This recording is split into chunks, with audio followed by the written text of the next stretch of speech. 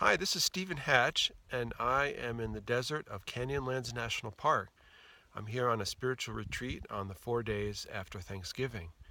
And I love the desert because it is a place where we are able to find the bedrock of our being. We're stripped of societal ways, stripped of society's expectations of us and who we think that we are when we're with people. We're able to be stripped as well of our obsession in our time to have this sort of horizontal communication with no depth with as many people as possible, which is kind of what the cell phone lifestyle does to us. In the desert here, there isn't any cell phone reception, no internet reception, so it's wonderful to be freed from that for a while and to be able to find out who we are.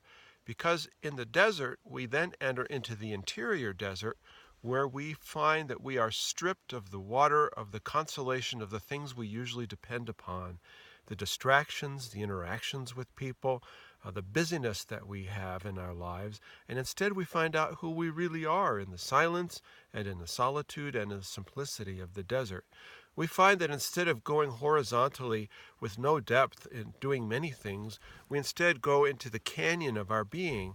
As there are canyons in the desert, we find that we go into that place in our own inner lives and find out who we are in our core, because that is where the divine presence dwells. That is where our being issues at each and every moment. And at the same time, we also go across in a spacious kind of sense um, and find who we really are in our expansiveness. We find that our consciousness expands to take on the spaciousness of the desert. And that is another important lesson that the desert has to teach us. So it teaches us both to go wide in an expansive sense, but not in a shallow and superficial sense like our society would have us do, and also to go deep within.